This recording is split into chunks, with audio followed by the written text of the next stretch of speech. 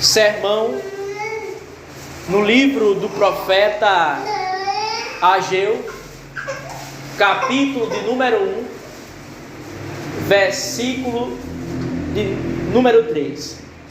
Sermão em Ageu, capítulo 1, versículo 3. Essa é a nossa 10ª parte, ou 10º sermão, no versículo 3 do capítulo 1 do livro do profeta Ageu. Assim diz a sagrada e bendita Escritura. Então veio a palavra do Senhor por meio do profeta Ageu, dizendo: Amém.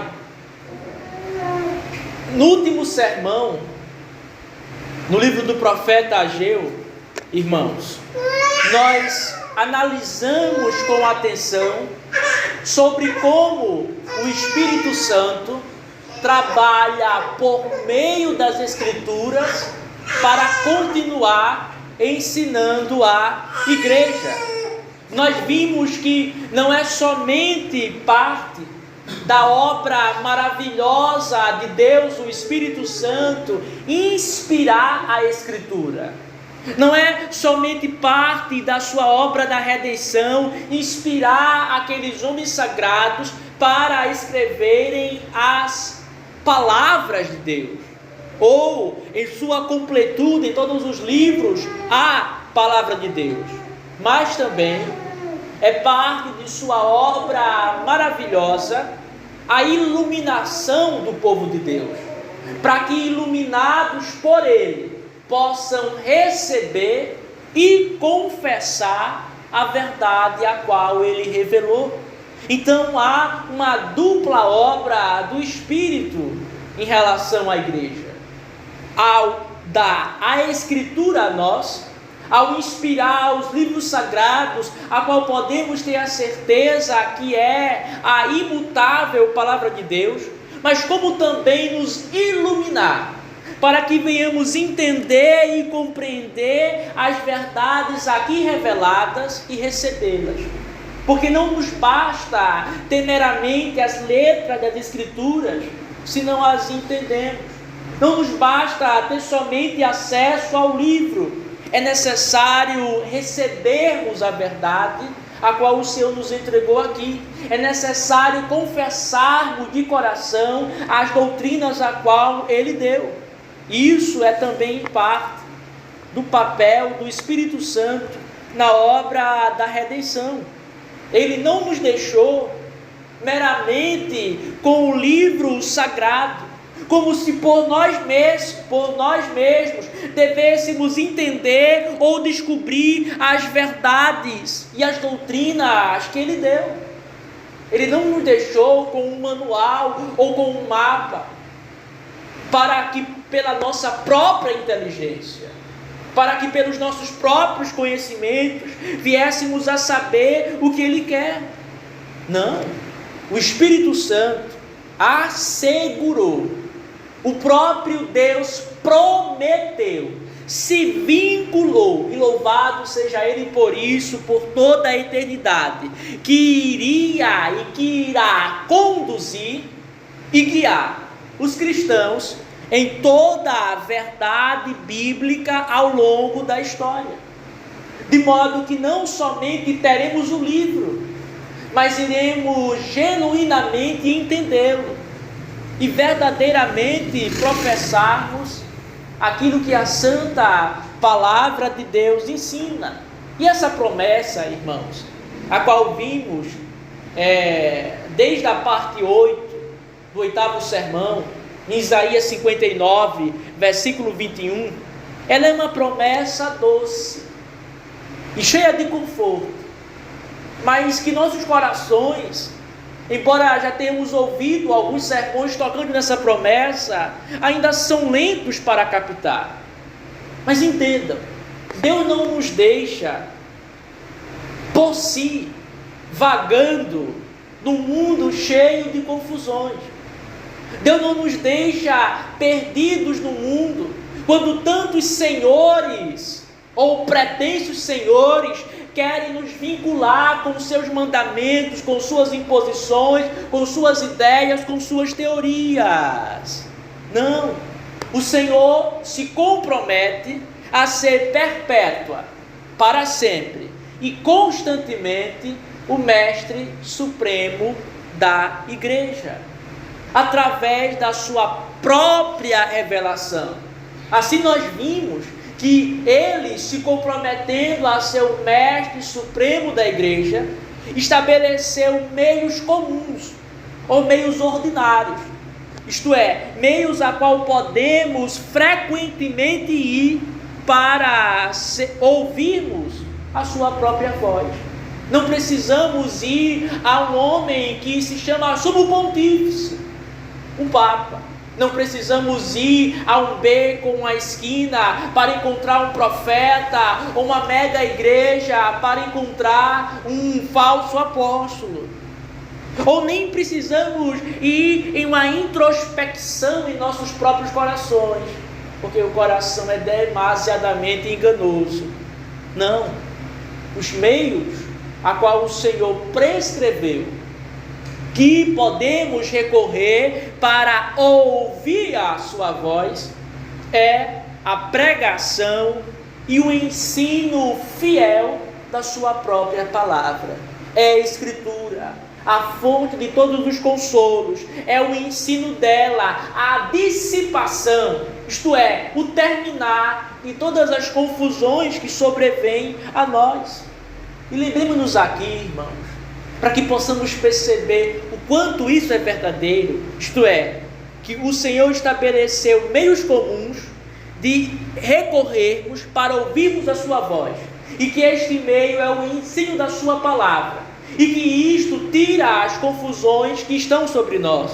Lembremos-nos aqui que o salmista, no Salmo 73, quando estava perturbado com a inveja dos tolos, que é aquela inveja a qual vem sobre nossos corações por causa da prosperidade dos ímpios, e quando ele estava como incapaz de entender a providência divina, que parecia tão favorável para homens malignos, e ele via os seus filhos se multiplicando, e eles tendo posse, o povo de Deus acossado, e o povo de Deus pequeno, e os ímpios sendo grandes, o salmista estava incapaz de entender.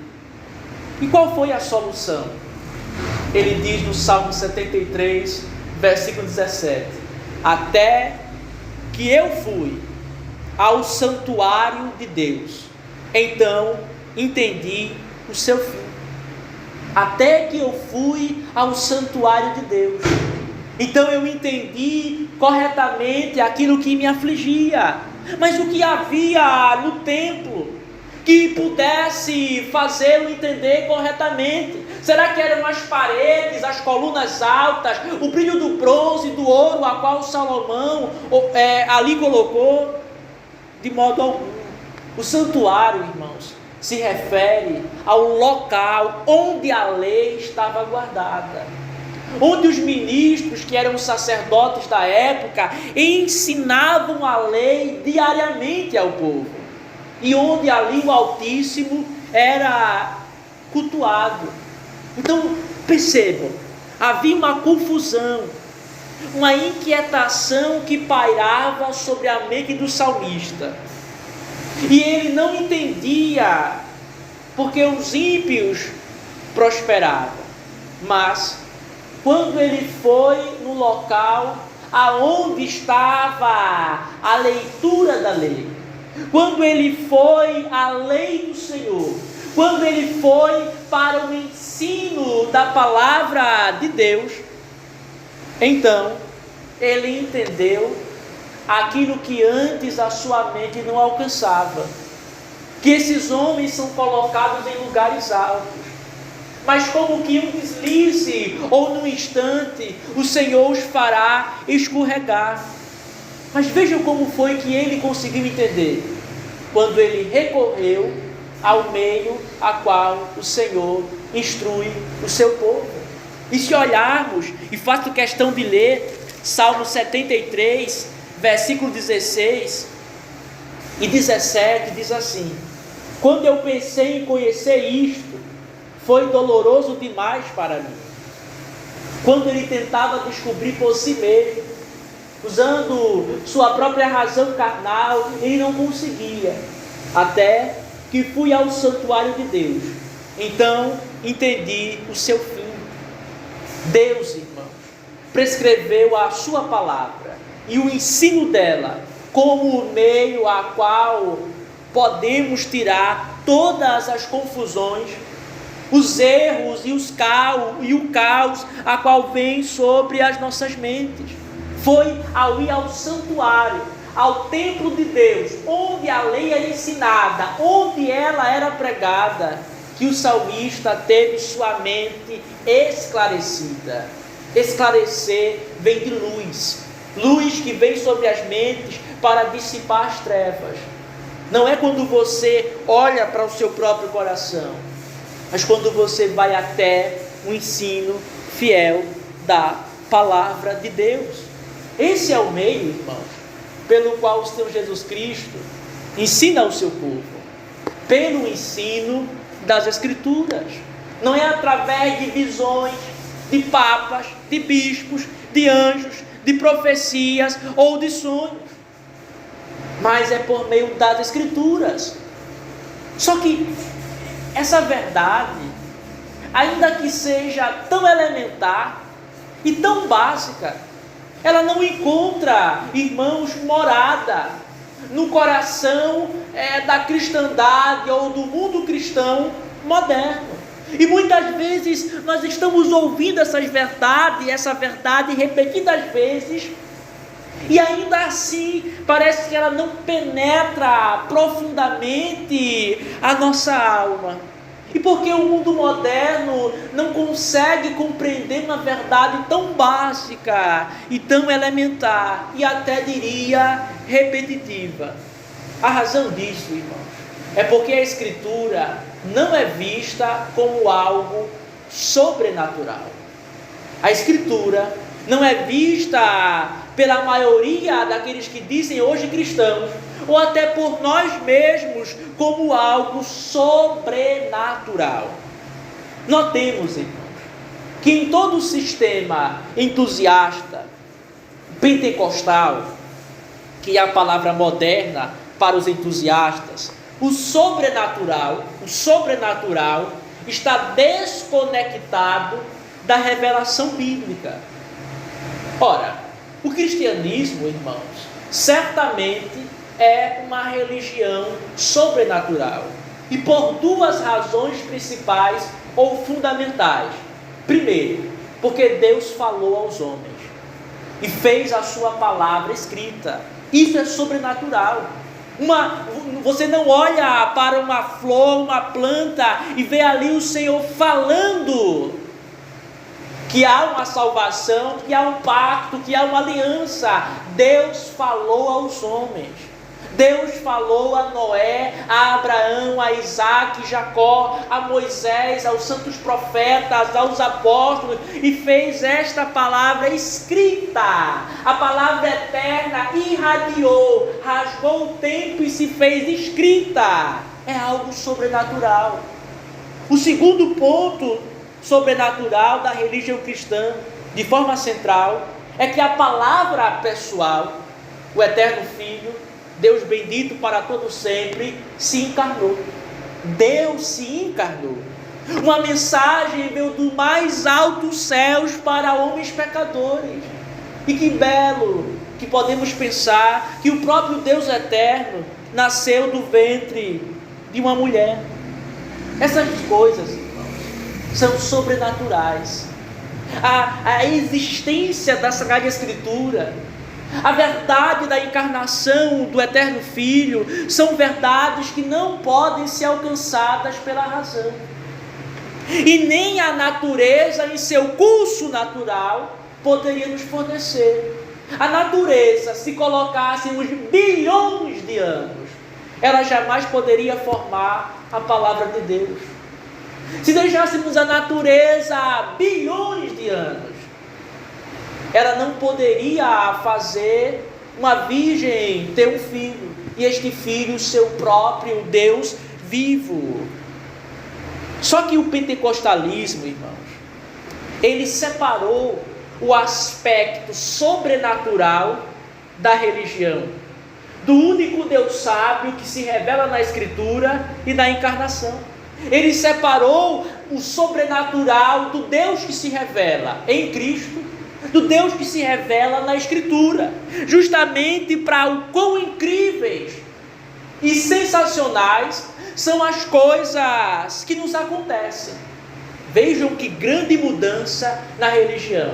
O sobrenatural é tirado do Deus que se revela e é transportado para o quão incrível, quão sensacional algo me aconteceu. Se eu ouvi uma voz do céu, se eu tive um sonho extraordinário, se eu tive uma visão do céu, se eu tive uma visão do inferno, se eu tive um arrepio, isso sim para eles são acontecimentos sobrenaturais que eles consideram dignos de serem buscados e examinados. Notem, irmãos, que o sobrenatural do entusiasmo reside, mora, consiste no homem que sente. O sobrenatural deles é mensurado naquilo que eu senti. Eu senti um arrepio, foi sobrenatural.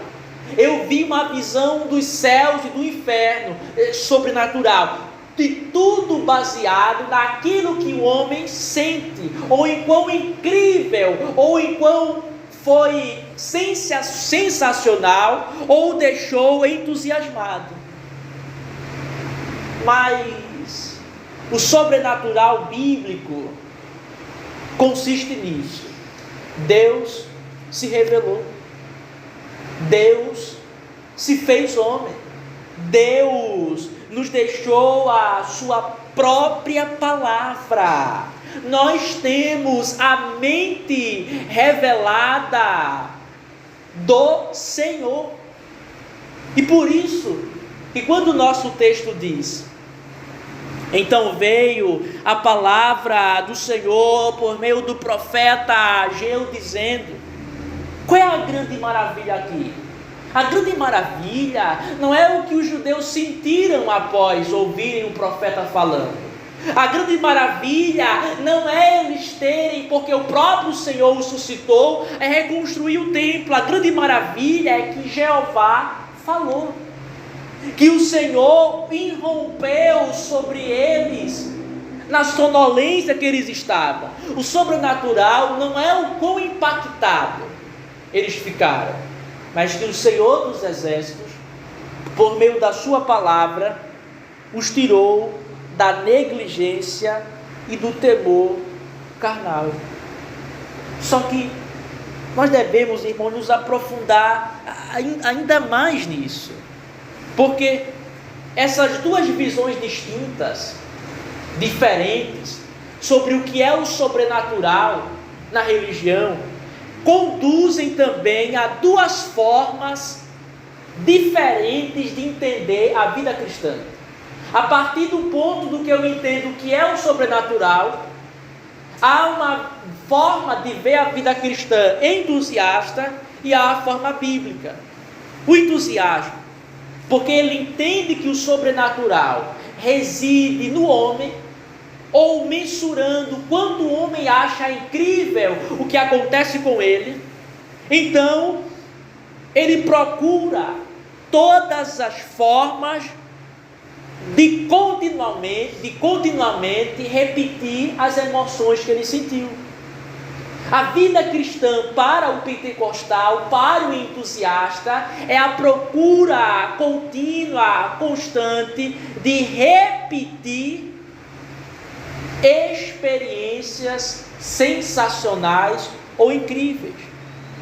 Isso seja seguindo profetas, cultos místicos, atmosfera de emoção, ou quaisquer formas que eles acham que Deus irá falar com eles. Veja, o cristianismo é uma religião sobrenatural.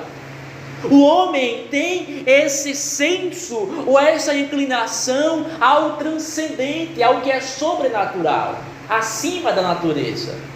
Mas como o entusiasta pensa que o sobrenatural é justamente o quão incrível e sensacional é algo que lhe acontece, então a sua vida cristã é repetir essas experiências.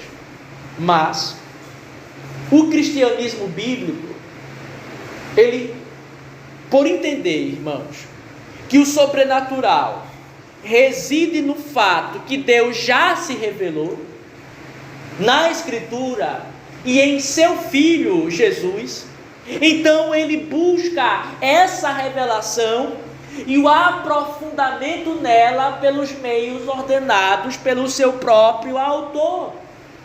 Entendam, isso são duas visões totalmente diferentes da vida cristã. Se eu parto do sobrenatural no que eu sinto, então toda a minha vida será buscar tais experiências e repeti-las. Se eu entendo que o sobrenatural é o fato que Deus se revelou na Escritura, então a minha vida será se aprofundar nesta revelação pelos meios que o próprio autor ordenou. Nós vemos, irmãos, o sobrenatural em possuirmos a Sagrada Escritura, porque ela é a mente e a vontade revelada daquele que é incompreensível, o Senhor Deus, cuja perfeição é tão infinita, cujos arcanos não conseguimos penetrar, mas Ele nos deu essa palavra. Isso é sobrenatural. É sobrenatural que Ele tenha preservado ela ao longo dos séculos, de modo que temos ela de forma pura. Que embora os homens tenham se levantado contra a Escritura, que embora pela fraqueza alguns cristãos tenham entregado ela para serem queimada pelas autoridades, ainda assim temos, até hoje, e teremos até o fim dos séculos, a revelação de Deus. É sobrenatural estarmos reunidos aqui agora, para sermos instruídos por ela, por meio dela, pelo Espírito Santo em nossos corações. É sobrenatural que lendo um livro e palavras e meditando nele e aprendendo dele, sejamos transformados em nossas próprias almas. Isso, irmãos, embora por ser algo repetitivo ou frequente a nós, nunca deve nos parecer simples e desprezível. É justamente porque o entusiasmo considera que a Escritura não é sobrenatural e que o aprendizado dela também não é sobrenatural, que eles caçam e gastam a sua vida em buscar outras coisas. Só que essas visões, irmãos, do que é o sobrenatural, elas não somente levam a buscarmos diferentes coisas. Uns buscam a repetição de coisas sensacionais. Outros, a verdade, os cristãos bíblicos buscam o aprofundamento na revelação de Deus, que é a Escritura Sagrada. Mas essas duas visões também resultam diante do mundo em glórias distintas para a religião de Cristo. O que isso significa? Nós temos uma visão sobre o que é a glória da religião do Salvador, que é diferente do que os pentecostais ou os entusiastas pensam. Ora, para o pentecostalismo, para a Babel entusiasta, a glória da religião é a difusão, ou seja, o espalhar, o propagar da experiência, para que ela seja comum a todos. É como se eles dissessem que todos falem línguas, que todos curem, que todos tenham profecia, que todos sintam o mover de Deus. Para eles, a glória da religião, e principalmente no pentecostalismo, uma vez que eles creem que o batismo com o Espírito Santo é o falar em línguas, então, e todos devem fazer isso, todos devem sentir isso, todos devem possuir tal dom. Mas não existe nisso quaisquer implicações se haverá uma real submissão à sã doutrina em todos. Não há sequer qualquer procura, busca ou desejo que haja nesse sentido uma submissão à Escritura, porque o sentir da experiência para eles transcende essas questões teóricas, doutrinais e teológicas. O que importa é que todos sejam cheios de um espírito que, embora atice emoções e ânimos, não leva os homens para o Evangelho. Embora sejam cheios de um espírito que os façam sentir grandes arrepios ou até êxtases mentais, não os leva à unidade real e tudo o que Cristo ensinou em sua palavra.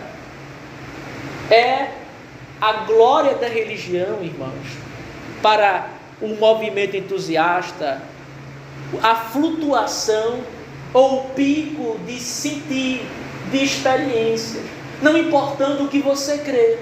Se a assembleia que defende pastoras sente grandes emoções e a assembleia que não tem pastora sente também, o que importa é que todos são batizados no Espírito Santo, embora este Espírito não os faça concordar na verdade que Deus não ordenou mulheres ao ministério.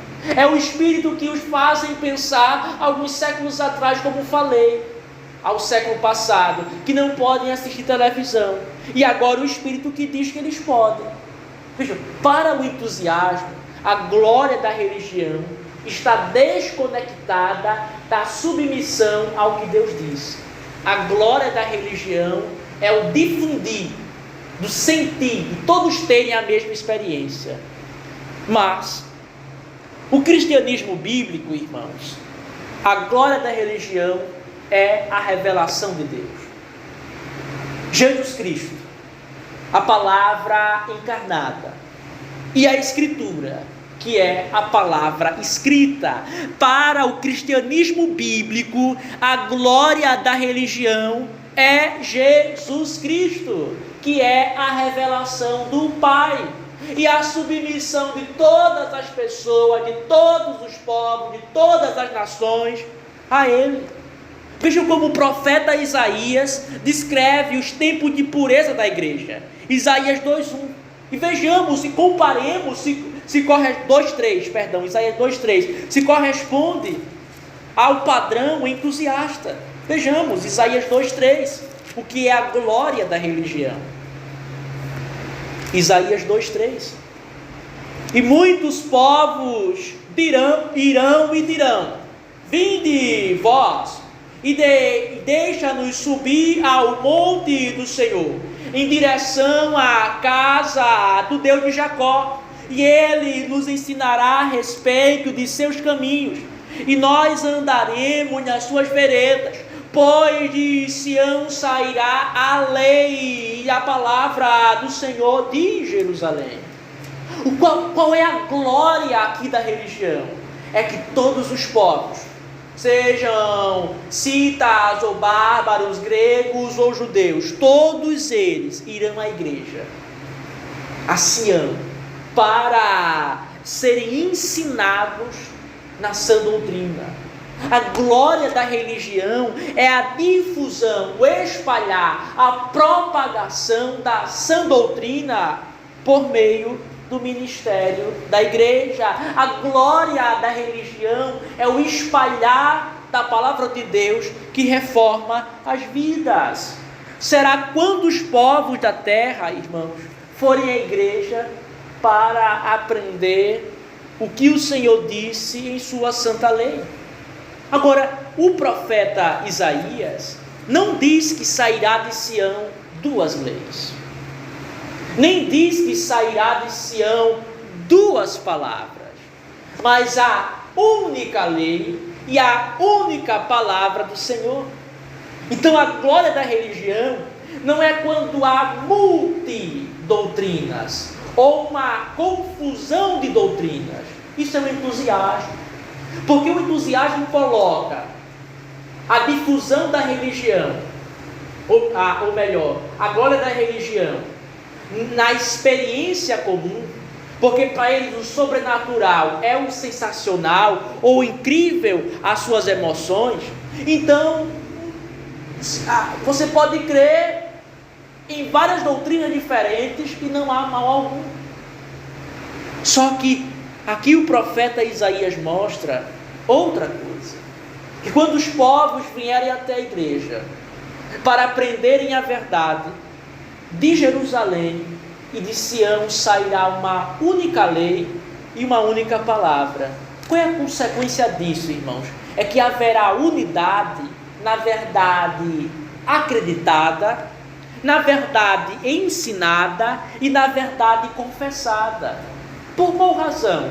Porque é o objetivo do Espírito Santo, ao trabalhar por meio da Escritura, trazer todos para a unidade no Cristo revelado nela. Vejam que o entusiasmo, ele tem outra unidade. No cristianismo bíblico, a unidade é na revelação de Deus, em Cristo, revelação encarnada.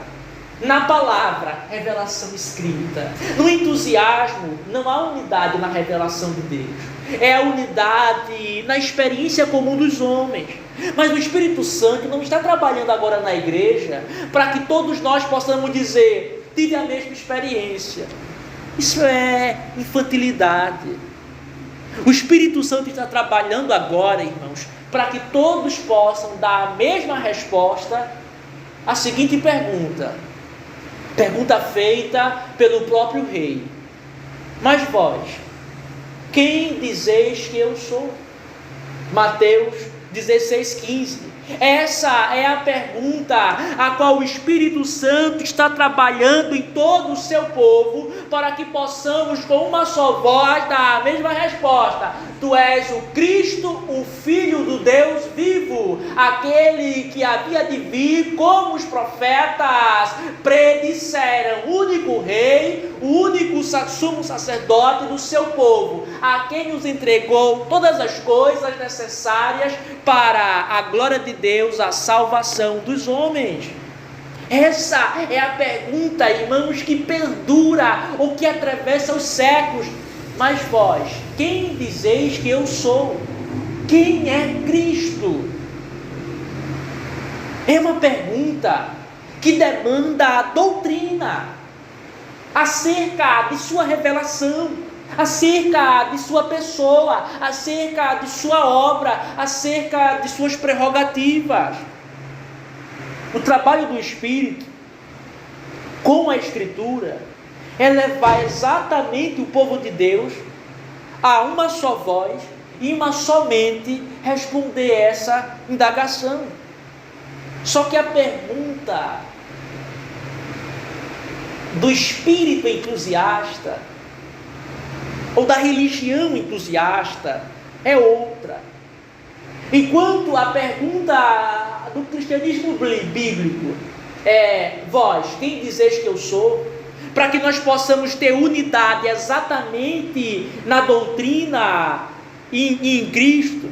A pergunta é entusiasta e podemos ver que é o critério da comunhão com eles, ou o critério deles conseguirem ascender em seus corpos eclesiásticos é: vós sentis as mesmas coisas?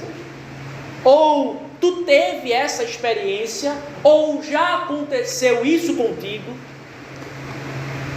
É um espírito entusiasta, focado no eu, Enquanto o Espírito da Escritura, que é o Deus verdadeiro, Espírito Santo, está centrado na imagem do Deus invisível, na obra da redenção. Quem? Nosso Senhor e Salvador, Jesus Cristo. Então notem, irmãos, que de duas visões sobre o que é o sobrenatural na religião, vem dois modos de ver a vida cristã, como também dois modos de ver qual é a glória da religião. Para a Escritura, a glória da religião é a unidade da revelação divina. Cristo, o Deus encarnado, a palavra escrita, que é a Escritura. No entusiasmo, como o sobrenatural reside no quão incrível, ou no quão o homem mensura ou mede que algo é sensacional, então a glória da religião é o homem ou os homens que sentem coisas que afloram as suas emoções. Então, sabendo, irmãos, que no último sermão nós vimos como o Espírito nos ensina por meio das Escrituras, então vimos que iríamos abordar 2 pontos no sermão passado. O primeiro deles, que o Espírito Santo ensina a igreja, ou continua a guiando, por meio do ensino da Escritura à igreja, ou lembrando ela das coisas que Cristo ensinou. Mas nesse sermão, nós iremos olhar acerca de qual é o fim, o objetivo, a finalidade do Espírito ao nos ensinar por meio da Escritura. Isso nos ajudará, irmãos, a discernir uma sutileza que é muito mais difícil de ser percebida, de ser vista, do que a grosseria pentecostal. Porque os pentecostais, de forma grosseira, é patente, é claro, que a doutrina deles não é do Espírito, não é da Escritura. Mas, e quando há homens que se aproximam de nós, não com revelações extras, não com sonhos, e não com as bizarrices entusiastas, mas eles vêm com a Escritura, só que malversando ela, distorcendo ela e derivando falsas doutrinas. Como discernir esses ensinos que são tão camuflados com uma aparência de verdade, com uma aparência de piedade, com uma aparência de verdade, de piedade? Como? Porque é fácil ver na grosseria pentecostal. Pelo primeiro ponto, uma vez que aprendemos que o Espírito Santo ensina, guia a igreja por meio da Escritura, então todos aqueles que vêm a nós com coisas além dela, nós rejeitamos, porque dizemos, é falso. O Espírito nos ensina por meio da sua palavra. Deus prometeu agir por meio dela. Deus se vinculou à Escritura. Mas quando os homens não vêm com isso, e vêm citando as Escrituras, com doutrinas que parecem até lógicas, com doutrinas que até são aceitas por grande parte das pessoas, que critério? Como iríamos discernir isso? Para responder tal pergunta e caso que certamente é interessante a nós devemos compreender, irmãos, qual é o objetivo, qual é a finalidade da obra do Espírito Santo ao nos ensinar por meio dela. Então, quando nós compreendermos qual é o objetivo ou a finalidade do Espírito ao nos ensinar por meio da Escritura, nós iremos pensar assim: se alguma doutrina, se algum ensino não corresponde a esse objetivo que o Espírito Santo trabalha, então essa doutrina é falsa.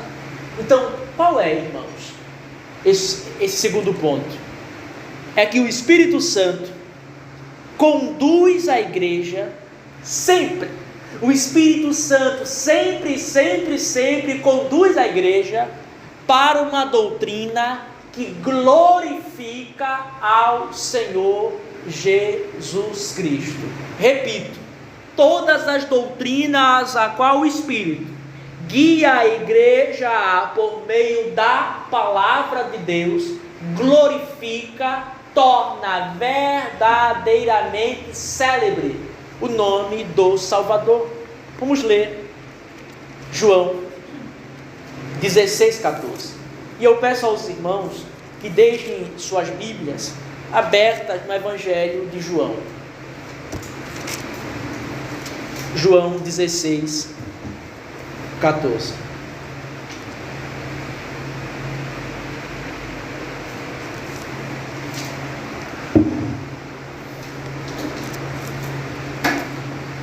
João 16:14. Diz assim: Ele me glorificará, porque receberá do que é meu, e vou-lo mostrará. O Senhor Jesus Cristo, nosso Salvador, nesse discurso final, neste Evangelho, desde o capítulo 14, ele está se dedicando a, como vimos no sermão passado, a dar uma série de instruções, a dar uma série de confortos para a igreja, porque ele iria ascender os céus. Eles ficariam sem o Deus encarnado, sem Cristo presente fisicamente. Então Cristo está dando uma série de consolos e orientações para a igreja devido a essa partida.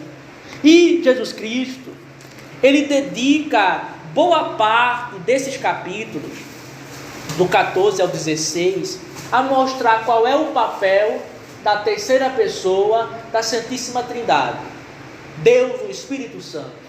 Como o Espírito Santo, após a ascensão do Filho aos céus, irá dar continuidade à obra de Cristo.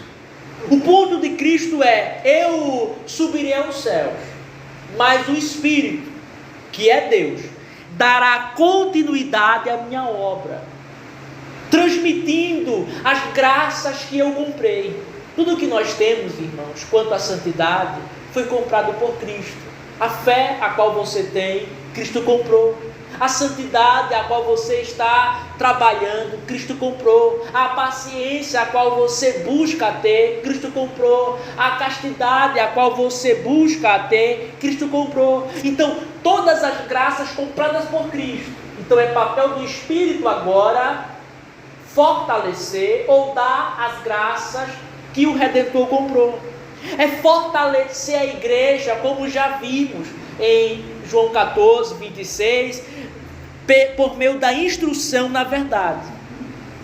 Só que em nenhum momento aqui, irmãos, o Salvador, ele ensina que é o papel do Espírito Santo estabelecer um novo reino, uma nova religião, ou trazer uma nova era com novas doutrinas para o povo de Deus.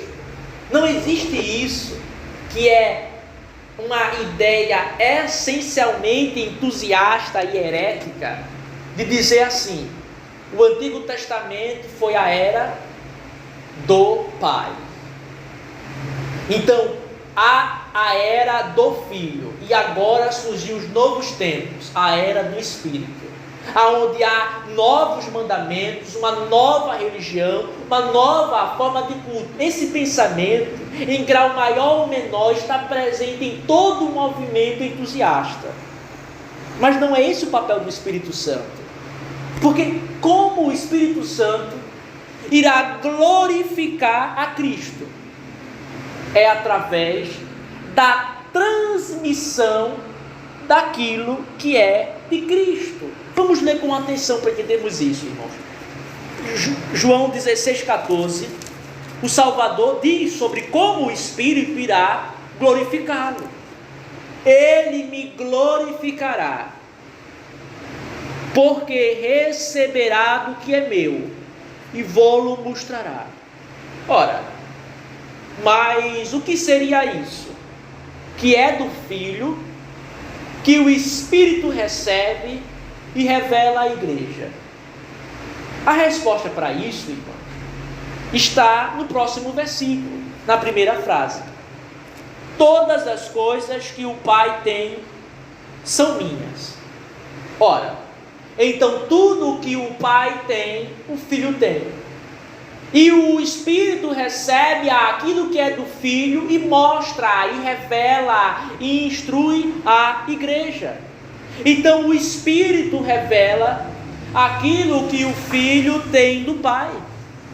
Essa é uma verdade, irmãos, muito mais profunda do que nossas mentes conseguem captar à primeira vista. E por isso que eu peço a atenção de vocês, porque essa verdade aqui, de João 16,14, João 16,13 ao 15, na verdade, ela possui implicações, isto é, consequências, para a doutrina da Santíssima e Reverendíssima Trindade, tanto quanto para a vida da igreja. Então, vamos ver quais são essas duas implicações. Primeiro, qual é a implicação doutrinária do que Cristo diz aqui em relação à doutrina da Santíssima Trindade?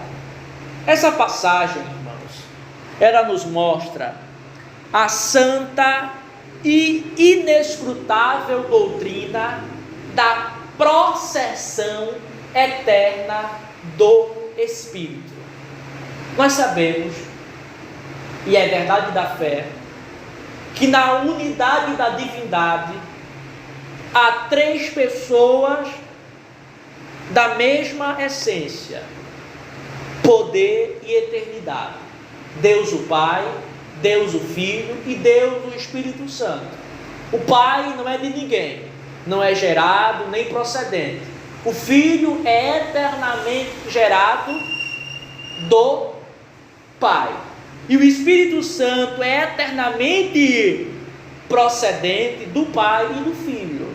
Acabei de citá-los, Confissão de Fé, capítulo 2, a qual trata desse assunto, salvo engano, seção 3. Então, é da fé que creiamos que há a Santíssima Trindade, o único Deus verdadeiro, e que há a doutrina da processão eterna do Espírito. E essa passagem revela isso. E nós precisamos entender. Não podemos simplesmente, porque é uma doutrina elevadíssima às nossas mentes, descartá-la. É nosso dever entender todas as coisas a qual o Senhor revelou. Então vamos com calma, irmãos. O Filho, como o próprio Salvador diz aqui em João 16,14, tem todas as coisas do Pai. E o que significa isso? Todas as perfeições, todos os atributos que o Pai tem, o Filho tem. Todas as perfeições que o Pai tem, o Filho também tem. E portanto o Filho tem a mesma essência do Pai. Todas as coisas que o Pai tem são minhas. Isto é, todos os atributos ou perfeições que o Pai tem, eu também tenho. O Pai e o Filho são da mesma essência. E por isso que o Filho fala, João 10,30. Se quiserem ler, João 10,30. Eu e o Pai somos um. Porque possuem a mesma essência. Mas sabemos que o Filho tem essa essência lhe comunicada pelo Pai desde toda a eternidade. O Pai, desde toda a eternidade, por uma comunicação inefável e eterna, comunicou essa essência. E se alguém diz, como assim? Vamos ler João 5,26. João 5,26. Porque assim como o Pai tem a vida em si mesmo, assim também deu ao Filho ter a vida em si mesmo. Aqui é uma passagem clara da doutrina da geração eterna do Filho, porque o Pai tem a vida em si mesmo, e a vida aqui é essa essência eterna, e Ele deu ao Filho comunicou eternamente, inefavelmente, esta essência. E veja o que interessante, é que posteriormente os judeus ficam zangados ao ouvirem isso, porque eles entenderam que Cristo estava aqui afirmando ser o próprio Deus, se fazendo igual a Deus. Eles entenderam. Aqui é um versículo claro quanto à geração eterna do Filho. O Pai, repito, em uma comunicação eterna e inefável, comunicou a essência ao Filho. Mas ninguém pense que houve um tempo que o Filho não possuía a essência, porque tal geração, ocorrendo na eternidade, não tem princípio nem fim. Se é na eternidade, não houve princípio, porque lá não há princípio. E porque é na eternidade, não há fim. Por isso que dizemos é gerado desde a eternidade. É uma geração que não tem princípio nem fim. Vejam João 17, 5. A linguagem de Cristo. Também nos mostrando a eterna geração. E agora, ó Pai, glorifica-me contigo mesmo, com aquela glória que eu tinha contigo antes que o mundo existisse. E em João 17, 24, ele diz: para que vejam a minha glória, a qual tu me destes. Então o Filho tem uma glória com o Pai antes da fundação do mundo, antes da criação do tempo, antes de Gênesis 1:1. O Filho é Deus, eternamente gerado do Pai, porque o Pai lhe comunicou inefavelmente, isto é, não é possível descrever, ou não há palavras que possam de fato definir com toda a completude a essência divina ao Filho. Mas ninguém pense que nesta comunicação houve tempo que o Filho não era, porque sendo na eternidade, repito, não há princípio e não há fim. Não houve tempo que o Filho não era Deus. Então, uma vez entendendo, irmãos, a doutrina da geração eterna, nós conseguimos entender essa frase de Cristo que diz assim, do Espírito: porque receberá do que é meu. O que significa isso? Que a mesma essência que lhe foi comunicada pelo Pai, o Espírito também tem. Todas as coisas que o Pai tem são minhas. Isto é, a essência que foi comunicada ao Filho, comunicada na eternidade, eternamente. E o Espírito Santo tem essa mesma essência que foi comunicada pelo Pai ao Filho. Então, o Espírito Santo é da mesma substância do Pai e do Filho. Basta aqui exercitarmos um raciocínio básico. O Filho tem todas as coisas do Pai, isto é, a mesma essência e substância. E o Espírito recebe aquilo que é do Filho, isto é, a mesma substância e essência. Logo, o Espírito Santo é da mesma substância do Pai e do Filho. Porém aqui, ninguém pense que houve um tempo a qual o Espírito Santo não tinha a essência divina, pois é desde toda a eternidade. Vamos ler Hebreus 9:14. Temos que ler para vermos o que a Escritura diz. Hebreus 9:14. Hebreus 9:14. Diz assim: quanto mais o sangue de Cristo, que pelo Espírito eterno, se ofereceu a si mesmo imaculado a Deus. Espírito eterno. E portanto, o Espírito Santo não é criatura, ele é Deus verdadeiro, eternamente procedente do Pai e do Filho. Alguém pode perguntar: ora, eu consigo saber que ele é procedente do Pai, mas como? Eu vejo que ele é do Filho. João 16,14, porque ele receberá do que é meu. Ele também é eternamente procedente do Filho, porque recebe o que é dele, do Filho.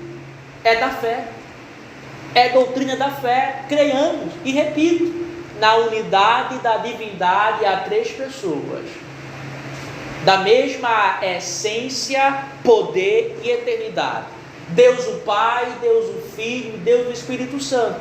O Pai não é de ninguém, porque não foi gerado por ninguém, nem procede de ninguém. Mas o Filho é eternamente gerado do Pai, porque o Pai tem a vida em si mesmo e deu ao Filho ter a vida em si mesmo. E o Espírito é eternamente procedente do Pai e do Filho. Esse versículo mostra para nós a doutrina da processão eterna do Espírito. E isso é claríssimo, uma vez que o Filho tem a mesma essência do Pai, e o Espírito recebe o que é dele, isto é, esta é a mesma essência, então o Pai, o Filho e o Espírito Santo têm a mesma essência. Nós chamamos a comunicação do Pai desta essência, esta comunicação eterna e inefável de geração, e essa comunicação do Pai e do Filho ao Espírito, eterna e inefável, de processão ou expiração, porque o Pai e o Filho deles procedem eternamente o Espírito. Mas a segunda implicação, irmãos, a segunda implicação dessa passagem, ela se reflete na obra da salvação. E a obra da salvação, como disse no sermão passado, ela reflete esse relacionamento intratrinitário. A obra da redenção, ela reflete essas relações a qual eu acabei de mostrar que acontecem na Trindade. Porque o Espírito recebe do Filho aquilo que foi lhe comunicado pelo Pai, ou seja, o Espírito recebe do Filho aquilo que o Pai comunicou ao Filho para revelar aos homens. E o que foi? A doutrina e o ensino. Veja o versículo 13, João 16, 13. No entanto, quando ele, o Espírito da verdade, vier, ele vos guiará em toda a verdade, porque ele não falará de si mesmo, mas de tudo o que ele ouvir, isso ele dirá e vos anunciará as coisas vindouras. O Espírito não fala de si mesmo, porque ele recebeu o que irá falar do Pai e do Filho. Assim como na doutrina, assim como melhor, na relação intratrinitária, ele não é de si mesmo, é da fé. Ele é do Pai e do Filho. Assim também na obra da salvação, ele não fala de si mesmo, mas do Pai e do Filho, da doutrina a qual o Pai confiou o Filho e a qual ele recebe do Filho. Toda doutrina do Espírito é igual à de Cristo, porque o Espírito ensina por meio da revelação do Filho. O Espírito não inventa, não cria outra revelação além daquela que provém do Pai e do Filho. Então, quando nós temos algo, irmãos, revelado na Escritura, a qual o próprio Espírito Santo é o seu autor, e alguém alega o Espírito, porque o Espírito me disse, para tentar contradizer, desmerecer, rebaixar, competir ou suplantar com o que o Espírito falou na Escritura, que é a doutrina do Pai e do Filho, tenhamos a firmeza de dizer para tal homem ou mulher: para trás de mim, Satanás. Porque não é o Espírito Santo. Quando alguém alegar qualquer doutrina para contradizer o mandamento de Deus, para dizer, não, a Bíblia diz isso, mas o Espírito me revelou algo assim, está no mesmo nível, para trás de mim, Satanás. Ou para suplantar, isto é, para ser mais autoritativo e mandar mais do que a Escritura, diga, para trás de mim, Satanás. Não é o Espírito Santo. Porque o Espírito Santo não ensina nada que nos afaste minimamente, no mínimo grau, na mínima medida, do que Cristo disse em toda a Escritura. Por quê? Ele não fala de si mesmo, mas do que recebeu do Filho. Ou seja, o Espírito sempre ensina conforme os tesouros da sabedoria e do conhecimento da palavra encarnada. E esta palavra encarnada nos deu uma palavra escrita, chamada Escritura, a qual o Espírito sempre irá ensinar conforme os tesouros da sabedoria e do conhecimento da palavra escrita. E que belo, porque vemos aqui, numa só passagem, doutrinas profundas. Ele me glorificará, porque receberá do que é meu, e vou-lo mostrará. Em uma só passagem, vamos ao alto do ápice da doutrina, na processão eterna, e vemos disso refletido na própria obra da salvação, como o Espírito ensina à igreja. Então, com base nisso, irmãos, nós sabemos agora que o Espírito Santo glorificará a Cristo. Como? Está no versículo 3 a resposta. Porque ele não falará de si mesmo, mas de tudo que ele ouviu, ou que ele recebeu, que também evoca a doutrina da processão eterna. Mas como ele fará isso? Como o Espírito Santo está agora glorificando a Cristo? Porque ele irá, ou na verdade já está, espalhando o conhecimento da doutrina do Salvador sobre toda a terra, porque ele esclarecerá aquilo que os apóstolos tinham ouvido de Cristo, mas ainda não tinham entendido completamente, porque ele irá esclarecer aquilo que a igreja ouviu de Cristo, mas ainda não tinha compreendido em sua totalidade. Porque ele dará força e coragem aos homens para pregar e ensinar a verdade revelada. Todas essas coisas, irmãos, trarão louvor e tornarão célebre o nome do Salvador. O seu conhecimento se espalhará em toda a terra. A sã doutrina irá tomar todos os 4 cantos do planeta. Os homens terão seus temores carnais e fraquezas removidas para que possam confessar a verdade. O Espírito Santo, irmãos, fará com que homens, vejam que belo, que antes recuaram diante do Salvador crucificado, que estes mesmos homens deem as suas vidas em favor do testemunho de Cristo. Ele derramará graças dos homens para que eles possam ser santos. Que maravilha! Essa é uma doutrina, irmãos, estupenda, e quem poderá negar?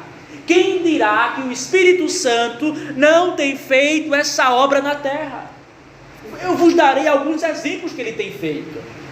Os homens pensavam que o Senhor Jesus era um mero nazareno, um galileu.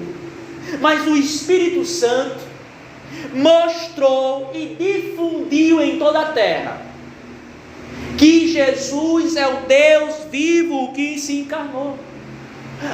Os homens pensavam que era um galileu, e agora o Espírito Santo, ao espalhar a doutrina da divindade de Cristo, todo o mundo sabe, ao ouvir o nome Jesus, que ele é o Deus encarnado.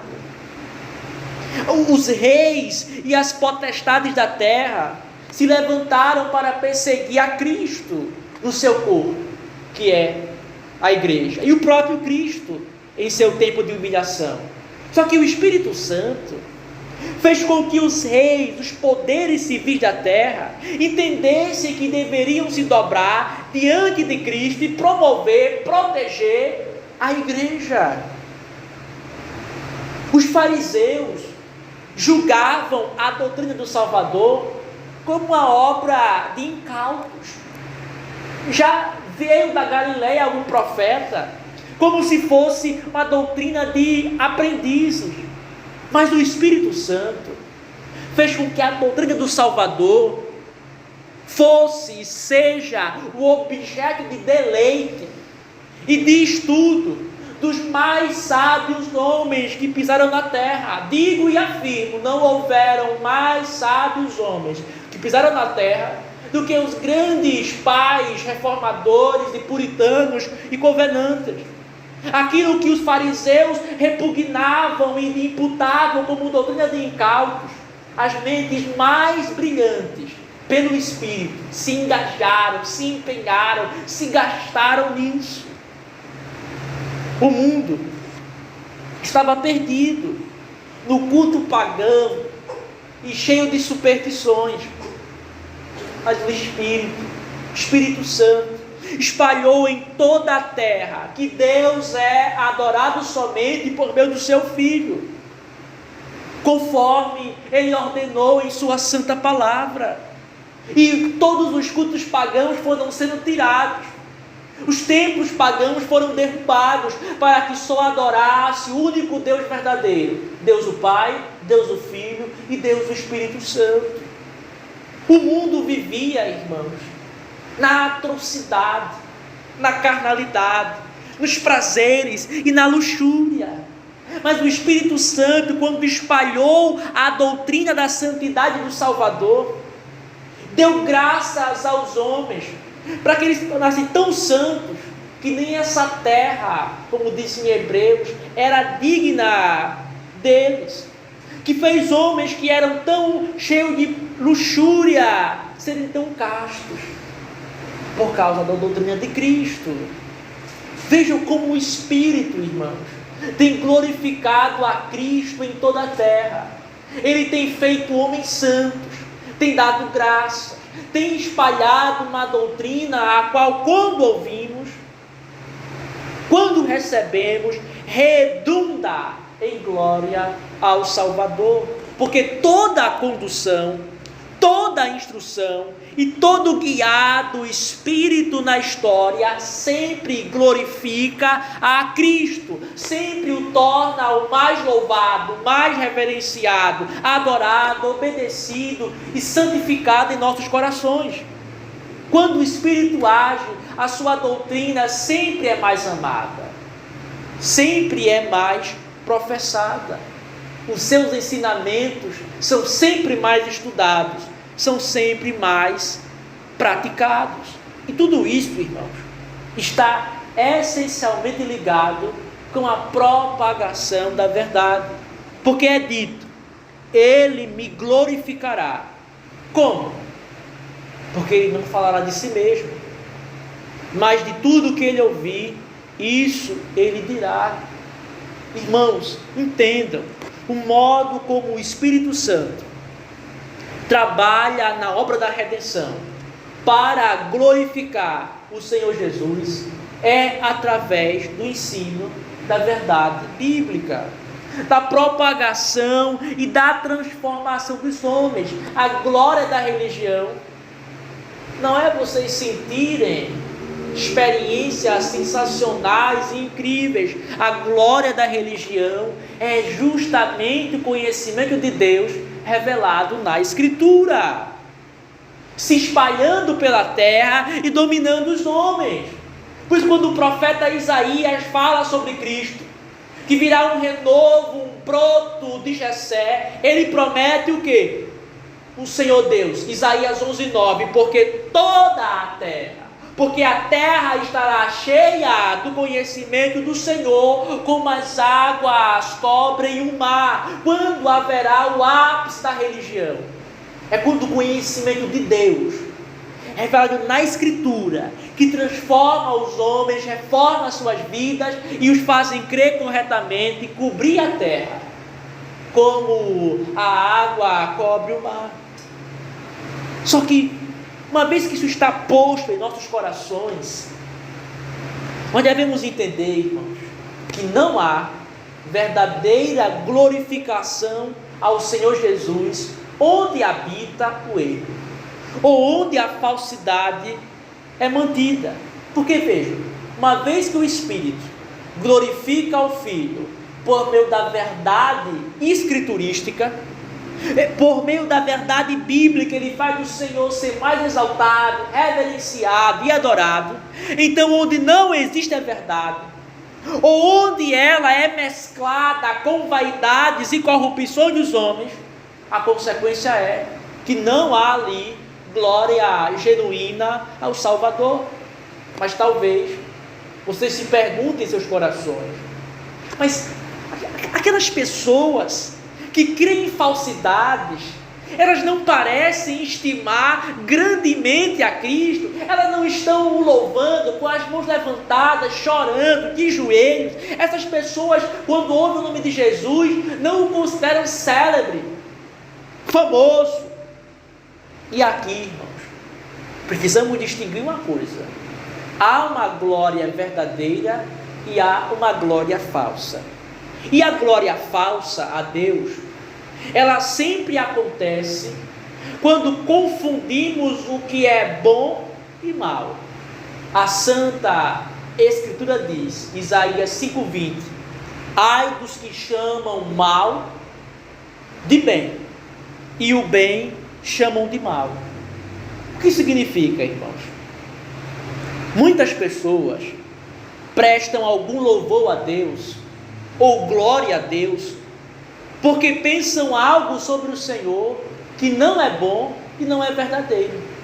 Então, quando alguém está prestando algum louvor ao Senhor, ou o considera grande, famoso, célebre, ou digno de respeito, de reverência, com base em fundamentos errôneos, em fundamentos mesclados com corrupções e erros, tal glória, na medida que está infectada com o erro, é falsa. É uma falsa glória a Cristo, porque não é fundamentada na verdade, mas na fantasia e no erro. É claro, o Espírito Santo glorificará a Cristo. Qual é a forma? Qual é o modo? Por meio da propagação, da submissão dos homens à doutrina que o Pai entregou ao Filho, e que ele recebe o Espírito do Filho. Então, onde não há verdade, onde ela é mesclada com o erro, na medida que os homens estão por isso infectados, essa é uma glória falsa. Tomemos um exemplo, irmãos, para que os irmãos consigam compreender melhor. Se um povo ou uma nação louvar e estimar um homem porque ele é um assassino ou um adúltero, essa é uma glória e um louvor verdadeiro? Não. Porque eles pensam que é bom o que na verdade é mal. Tomemos outro exemplo. Se uma pessoa ou grupo louva uma mulher, a enaltece, a engrandece, porque ela é uma pessoa pública, porque ela conseguiu grandes posições no mundo, essa é uma glória verdadeira? Não, porque não corresponde o que é realmente bom e verdadeiro e lícito para uma mulher.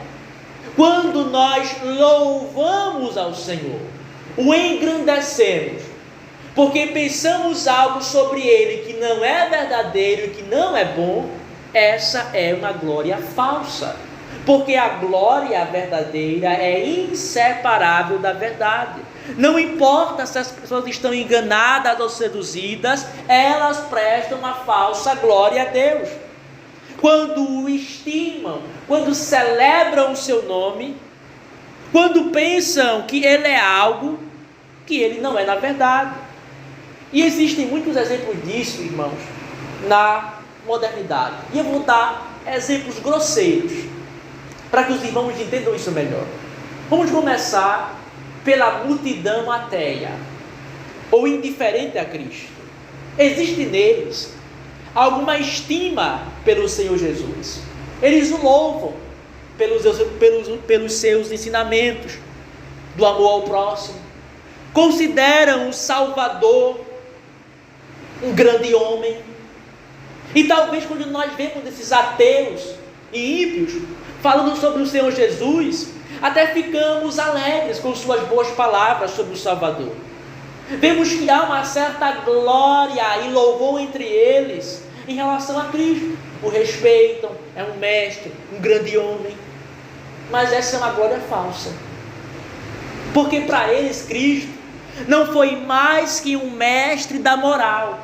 Porque Cristo para eles não foi mais do que um homem sábio. Mas a Escritura diz que Cristo é o eterno Filho de Deus. Então quando eles estão louvando a Cristo, não o louvam por quem Ele é realmente, mas uma parte ou diminuindo de quem de fato o Senhor é. Olhemos para os russelitas, que são os TJs. Para aqueles que não conhecem, são os que são chamados impiamente de testemunho de Jeová. Parece haver neles algum cristianismo.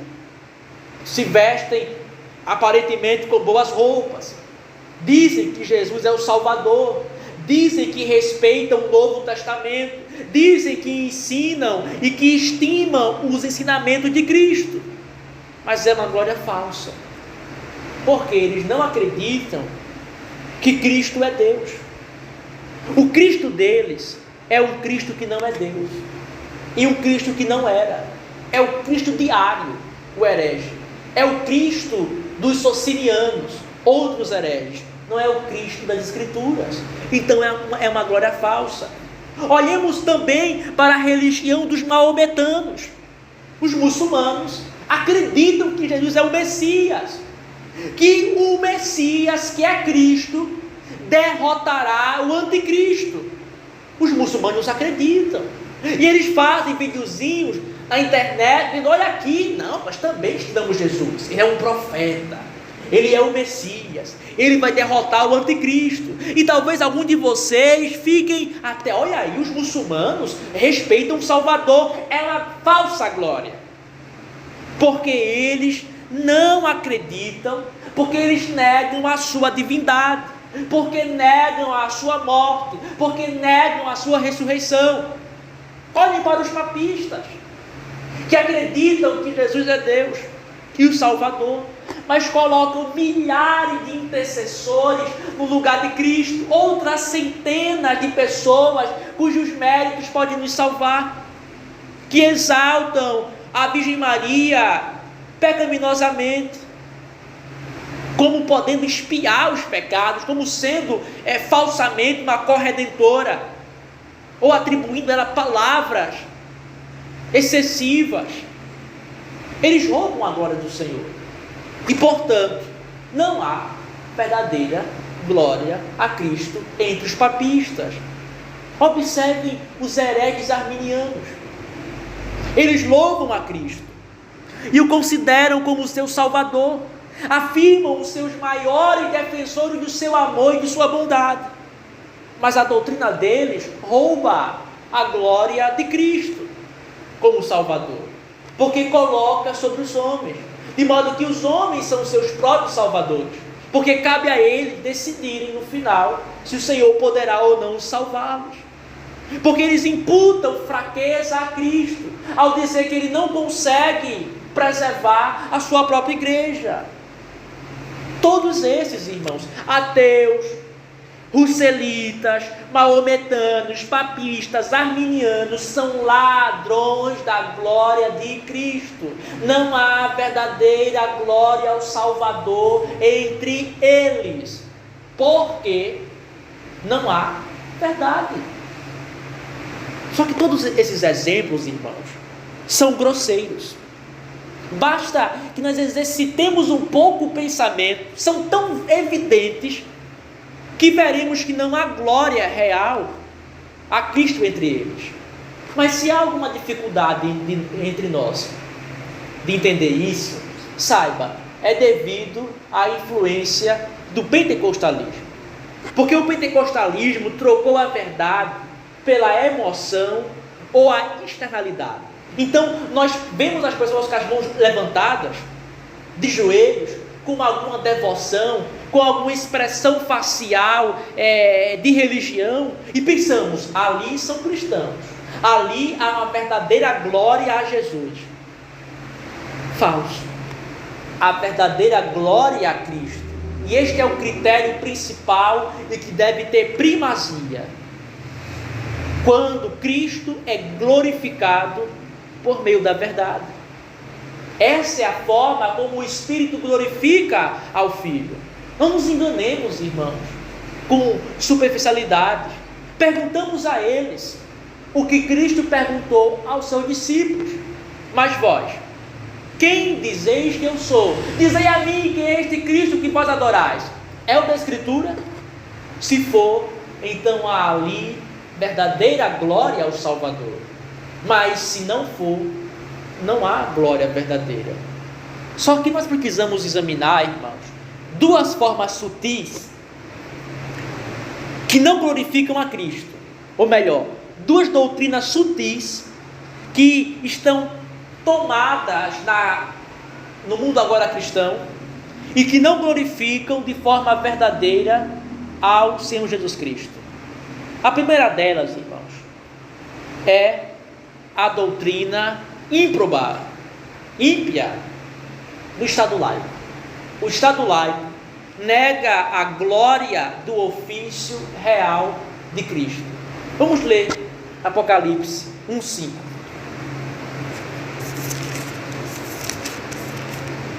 Apocalipse 1:5.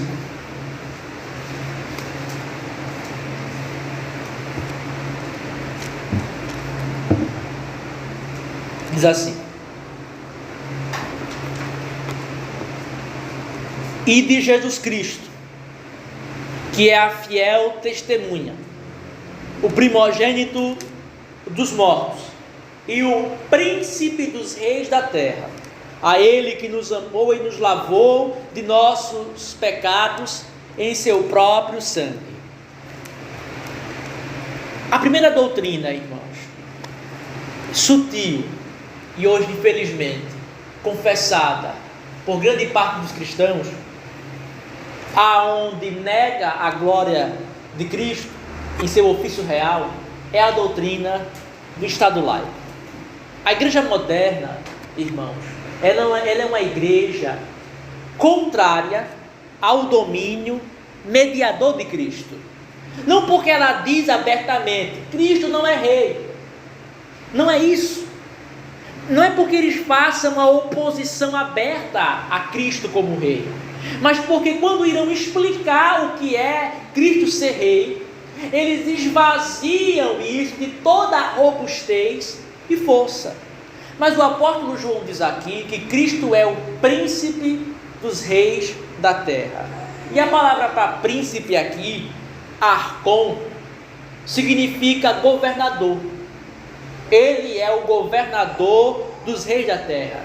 Significa líder. Ele é o líder dos reis da terra. Significa o primeiro em posição, ou o primeiro em poder. Significa o chefe, o príncipe. Qual é a consequência disso, irmãos? Uma vez que Cristo é chamado de um governador dos reis da terra, então o governo civil, os presidentes, deputados, senadores, os reis da terra, eles possuem um governante maior, o qual devem obedecer, o qual devem reverenciar, o qual devem procurar saber a sua vontade. E isso é parte do ofício real de Cristo. Ele não é somente rei sobre a igreja, mas toda a criação, todas as nações da terra. E por isso que Cristo, o rei, disse assim aos seus embaixadores, ministros: Portanto, ide e ensinai todas as nações. O que é isso? Um rei manda embaixadores para todas as nações da terra, dizendo o seguinte: submetei ao rei do qual eu sou embaixador. O que significa, irmãos? É que todas as nações pertencem ao Salvador. Se não pertencessem, então ele estaria tentando usurpar aquelas terras, mas são dele. Então, quando os ministros pregam o evangelho a todas as nações, eles estão anunciando que todas as nações pertencem a Cristo e devem se submeter a Ele. O que o ministério faz é anunciar aos povos, que há um grande rei chamado Jesus, e que aquele povo, aquela terra, aquela nação faz parte dos domínios de Emanuel, Deus conosco, Jesus, e que todos devem crer e obedecer em suas leis. Salmo 2,8: pede-me e eu te darei os pagãos por herança, e as partes extremas da terra por tua possessão. Olhe para a terra mais longínqua, para o povo mais primitivo, para o país mais forte, é do Senhor Jesus. E portanto devem se submeter a Ele. Ele é o governador, o príncipe, o líder, o chefe, o primeiro em posição de todos os reis da terra. Mas irmãos, será que é este Cristo, Rei absoluto, que a igreja moderna crê? Não. Porque a maioria dos cristãos pensam que os países podem ser indiferentes à religião verdadeira, que não devem reconhecer oficialmente a supremacia de Cristo, nem se submeter à sua lei. Eles dizem: Cristo é rei. Mas quando perguntamos a eles: o que significa isso, caríssimo? O que significa isso, meu irmão? Cristo é rei. Eles reduzem tudo a uma questão privada. Ele é meu rei. Ele é da minha vida. Mas o Cristo das Escrituras não é somente teu rei. Ele é rei de todos os povos, todas as nações, todos os lugares que há devem reconhecê-lo. E Ele está chamando os homens para que se voltem a Ele. Salmo 9,17 diz assim: os perversos se voltarão para o inferno, e todas as nações que se esquecem de Deus. Vejam aqui que há uma distinção. Os perversos são os homens ímpios. As pessoas em nível particular irão para o inferno. Mas também as nações, os corpos coletivos em suas capacidades oficiais, que se esquecem do Senhor, serão jogados no inferno. Mas a cristandade, ou o mundo cristão atual, nega isso. Nega que os governantes civis devem se dobrar diante do cetro do Senhor Jesus Cristo. E eu vos pergunto agora, eu pergunto, irmão, sempre com sinceridade, se o Espírito Santo guiou as pessoas a não crerem que os reis devem obedecer a Jesus. Eu pergunto, é o Espírito Santo, Espírito da verdade, que está guiando agora a igreja a pensar que os poderes civis podem desobedecer a Jesus e confessar ou tolerar a falsidade? Eu vos pergunto, é o Espírito Santo o autor da doutrina ateia e blasfema do Estado laico? Será que o Espírito Santo, eu pergunto, ensinou os homens a tolerar falsas religiões, quando Ele mesmo, sendo Deus, as odeia? Vamos aqui para um raciocínio simples. O Espírito Santo é Deus, e sendo Deus, ele odeia todas as falsas religiões. Salmo 5, versículo 4. Porque tu não és um Deus que tenha prazer na perversidade. Então, basta que usamos um pouco o raciocínio. Crer em outros deuses é uma perversidade? É evidente. Agora, pensemos. Tolerar o pecado é correto? Não. Romanos 12, 9. Odiai, aborrecei o que é mal e apegai-vos ao que é bom. Então, é doutrina bíblica que devemos odiar o que é mal. A falsa religião é má ou é pecado? Sim, porque Deus disse no primeiro mandamento: não terás outros deuses diante de mim. Logo, tolerar a falsa religião é pecado, porque devemos odiar qualquer outra religião além da de Cristo. Então é impossível, irmãos, que o Espírito Santo esteja ensinando os homens que Cristo quer que as falsas religiões sejam toleradas e que seus mandamentos sejam considerados como igual ao de Buda, ao das religiões da bruxaria, blasfêmia. Que Cristo quer que seus sacrossantos preceitos, que sua palavra seja considerada no mesmo nível do que o falso profeta Joseph Smith dos Mormons criou.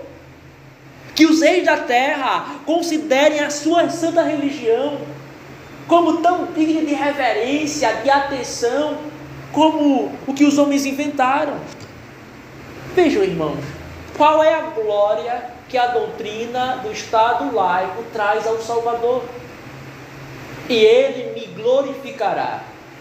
Será que o Espírito Santo estaria guiando a igreja para uma doutrina que faz os homens desobedecerem a Cristo, não reconhecendo como rei e a sua santa religião? Qual é a sua glória? Quando ele não é estimado e reverenciado por todos, mas tratado como mais um na crença dos homens. Qual é a sua glória, irmãos? Quando a sua lei é esquecida e nenhuma nação é obrigada a obedecê-lo. Grande parte dos cristãos, irmãos, grande parte dos cristãos adoram um Cristo que não é rei. E esse Cristo não é o das Escrituras. E, portanto, a completa, total e verdadeira glória de Jesus não está entre eles, porque adoram Cristo que não é rei. A segunda doutrina, irmãos, que em nossa época se propaga e que milita fortemente contra a glória de Cristo é a doutrina do conformismo eclesiástico. O conformismo eclesiástico nega a glória da chefia de Cristo sobre a igreja. Vamos ler Colossenses 1,18. Diz assim: Ele é a cabeça do corpo, da igreja, o princípio e o primogênito dentre os mortos, para que todas as coisas tenha a preeminência. É evidente, irmãos, que nós vivemos nos tempos de maior covardia da história da igreja. Não há ímpeto, não há força para que diante do erro, da desordem e do pecado nos recusemos a aceitá-lo ou prestar qualquer submissão. A maioria dos cristãos em nossa época se submete ou se cala diante do erro, do pecado e da desordem, porque eles dizem: somos prudentes. Mas quando pegamos uma lupa e nos aproximamos para ver o que é essa prudência que eles estão dizendo, não passa de uma autoconservação pecaminosa. Querem preservar a si mesmos, porque só se preocupam com o seu próprio conforto, porque não querem sair de nada, porque não querem sair da falsa paz. E não existe nos pensamentos dessas pessoas nenhuma primazia dos interesses de Cristo. E é isso, irmãos, o que nós denominamos de conformismo eclesiástico. O que significa isso?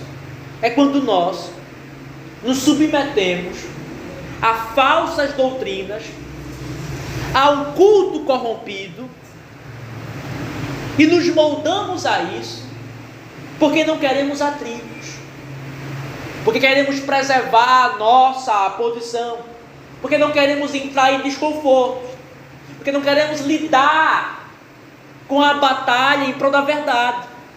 E o mundo está cheio disso. Isso é visto como piedade. Veja, piedade é temer a Deus. Mas para a igreja moderna, temer a Deus é se submeter ao jugo dos homens. Para eles é santidade, é prudência e mansidão. Mas essa não é uma doutrina do Espírito. A doutrina do conformismo eclesiástico não é uma doutrina do Espírito. Por qual razão?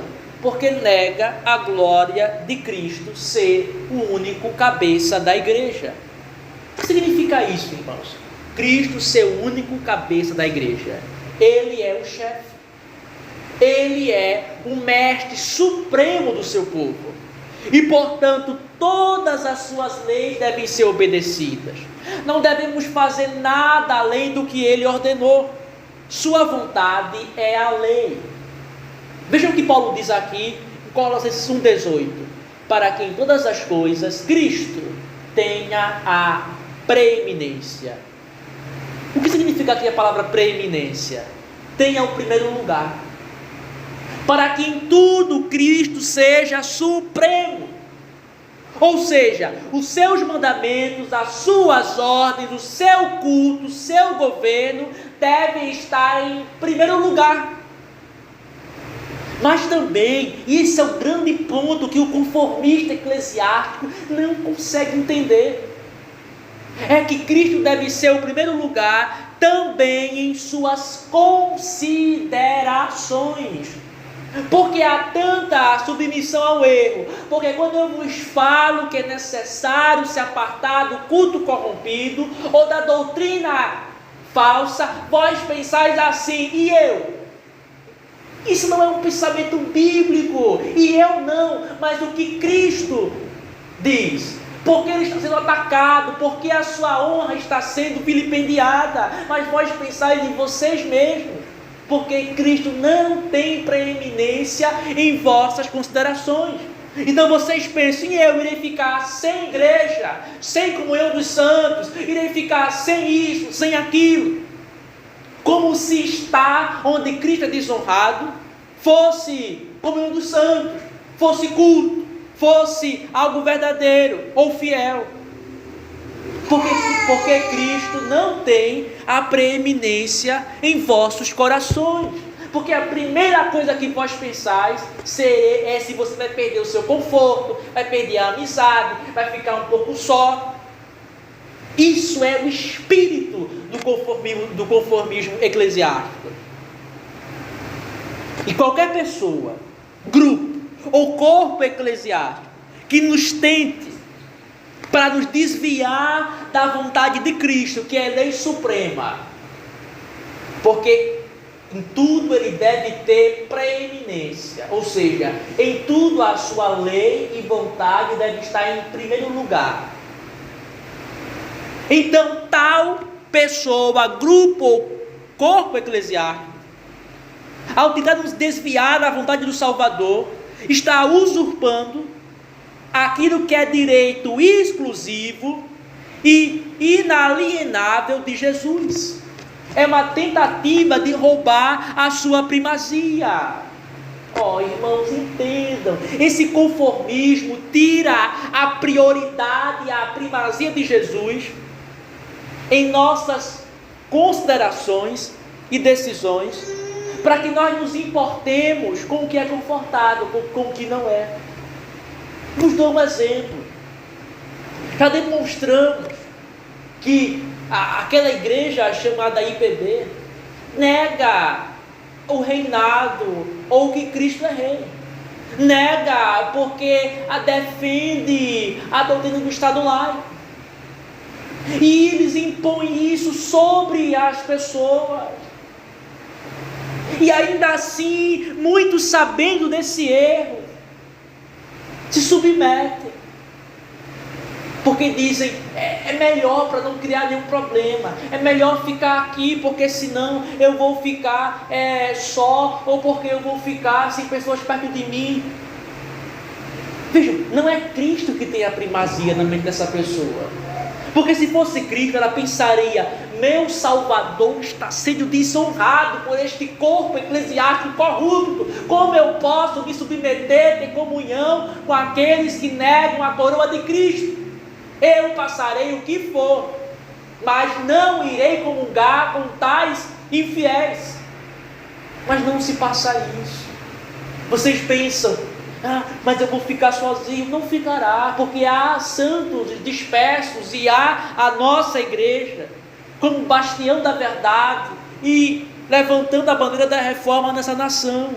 Não ficará sozinho, mas esse pensamento já mostra que não há prioridade dos interesses de Cristo. Agora pensemos, esse conformismo é uma doutrina do Espírito.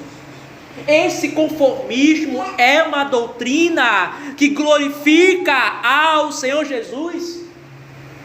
Ousaria alguém dizer, irmãos, que o Espírito Santo está ensinando a noiva de Cristo a se submeter às imposições dos homens? Estaria o Espírito Santo guiando a igreja para ficar dividida entre a opinião dos homens e a obediência a Jesus?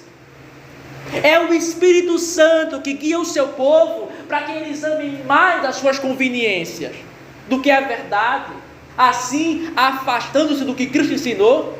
É o Espírito Santo.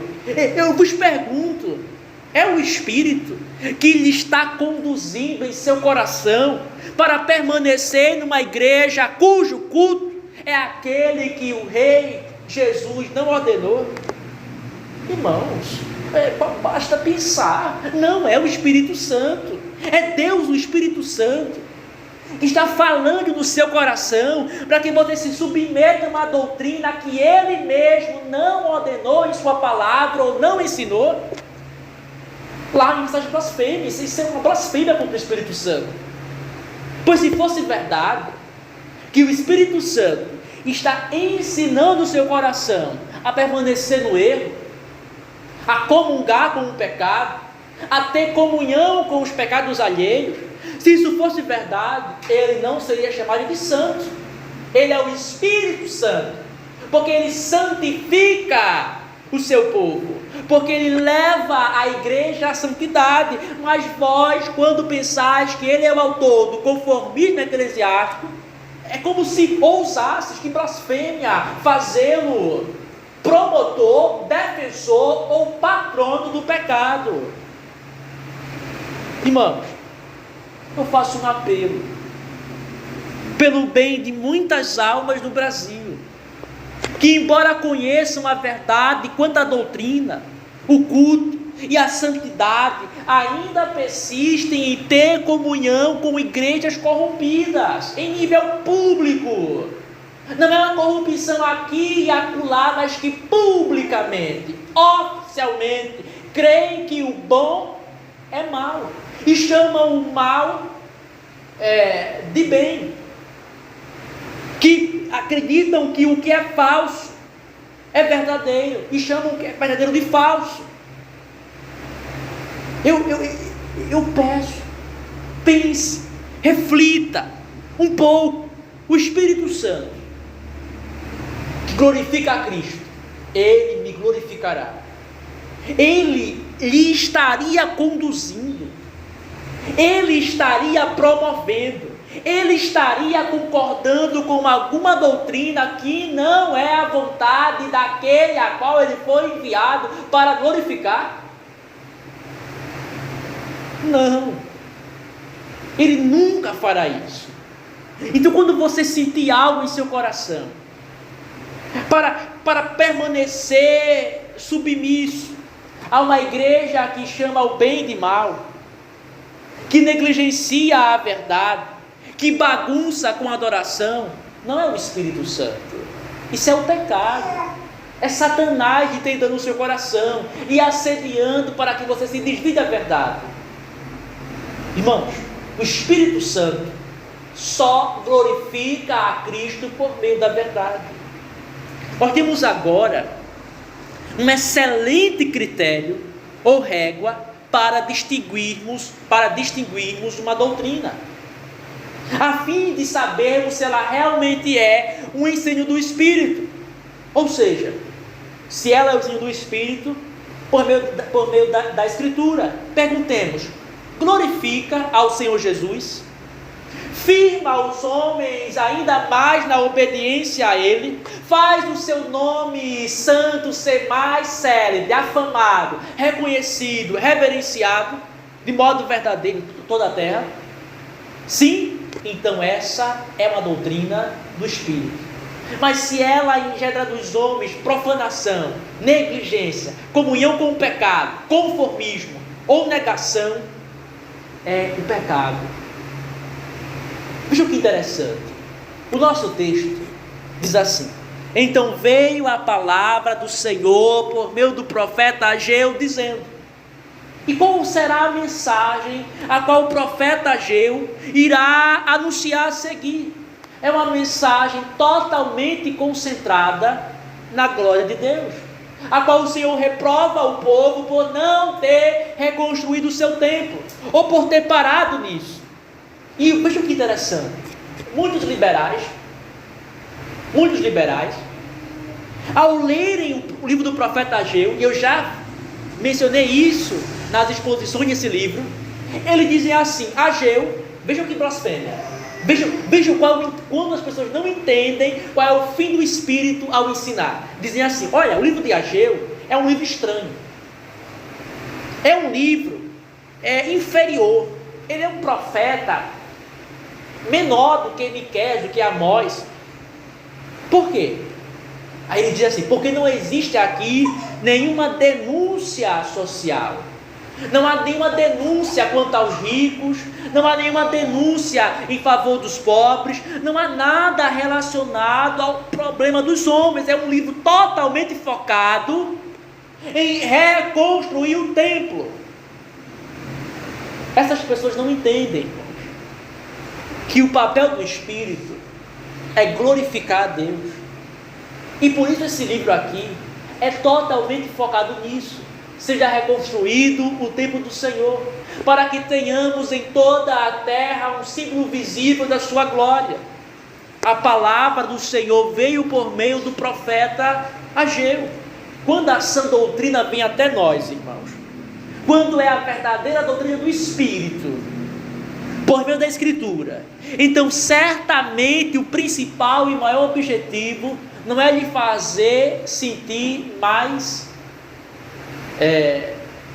legal, ou melhor, ou você pensar que é um herói, ou você dizer: saí agora do culto e me sinto agora uma grande pessoa.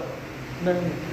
Quando a sã doutrina vem até nós, é certamente o seu principal objetivo e maior a glória de Deus. O contrário disso é o diabo, o pecado e o mundo. E agora, irmãos, para terminarmos, duas aplicações. Primeiro, uma aplicação de repreensão. Para quem?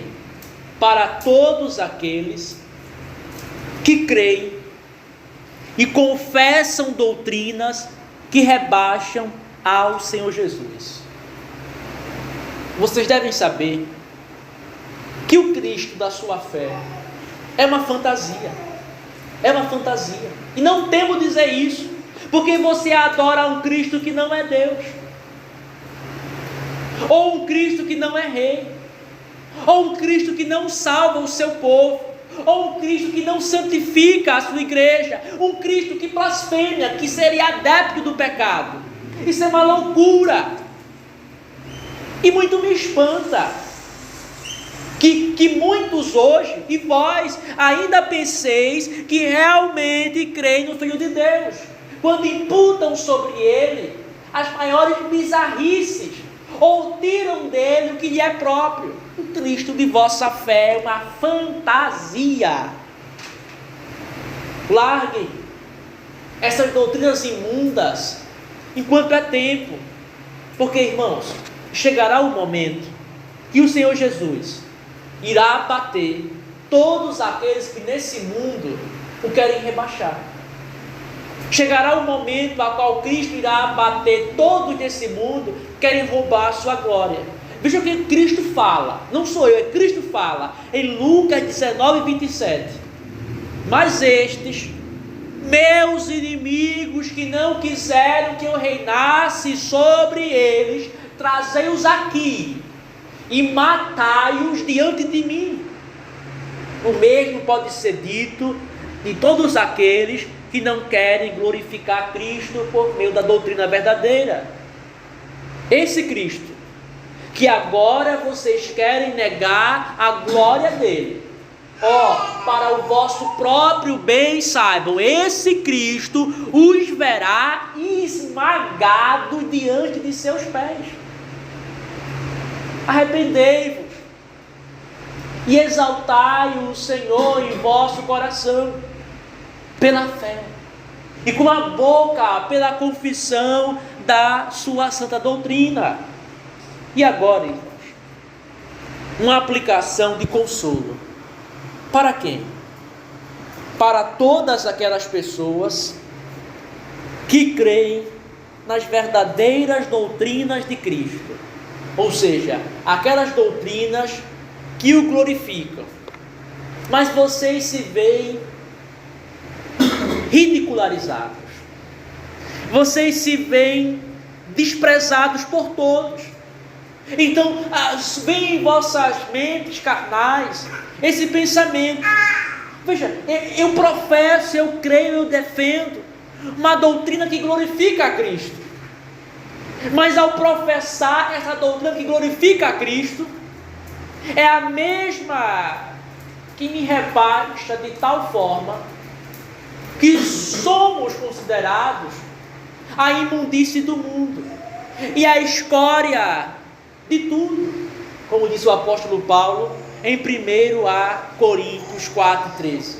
Parece que em nossa carne há esse pensamento: porque eu creio em uma doutrina que glorifica a Cristo, mas ao crer nela sou tão rebaixado, tão mal visto, tão desprezado. E isso às vezes gera um conflito em vosso coração. Eu gostaria que vocês considerassem o seguinte: que Cristo ser glorificado é a vossa glória, que Cristo ser exaltado é o que vos basta. E que doce, irmãos, e que doce e reconfortante verdade, que não seja a nossa glória termos a paz mundana. Não, pode nos tirar riquezas, aplausos, todas as efemeridades, todas as coisas transitórias. A nossa glória é o próprio Jesus Cristo. Isto é, quanto Ele mais for exaltado, quanto Ele mais for crido, quanto Ele mais for confessado, quanto Ele mais for reconhecido, isso é o nosso deleite, isso é a nossa vida. Ou seja, que a grande fama de nossos nomes seja apenas uma: ter batalhado para a glorificação de Cristo por suas verdades em nossas vidas, famílias e igrejas. Se Cristo for a sua glória, isso é verdade profunda da fé. Então você só ficará aflito na medida que considerar outra coisa como a sua glória. Então, quando você vê a perda delas, o seu coração fica esmorecido. Mas se Cristo é a sua glória, então o que importa é somente Ele e a sua palavra. Então, se você perde as coisas terrenas, as coisas dessa vida, e se somos rebaixados, considerados como a escória do mundo, como a imundície, sim, estejamos rebaixados, que sejamos pequenos no pensamento dos homens, para que Cristo, para que Jesus seja glorificado. Você, irmãos, vocês, irmãos, somente entenderão isso quando fizerem Cristo da sua glória.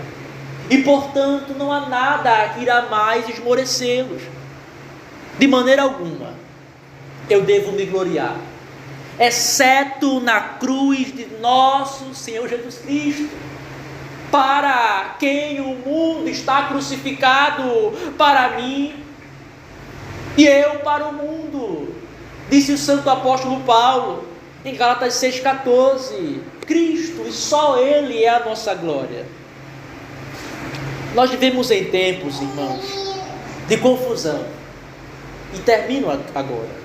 Há muitas falsas autoridades, mas nós vimos que o Senhor nos prometeu guiar por meio da sua palavra.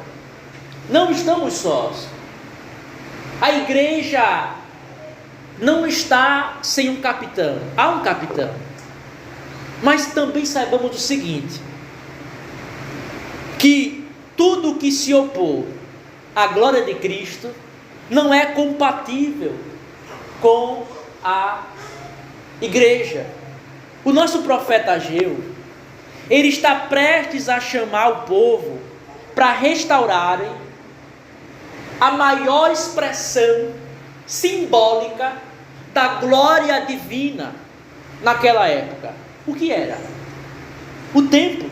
O templo na época do profeta Ageu era a maior expressão simbólica ou símbolo da glória de Deus em toda a terra.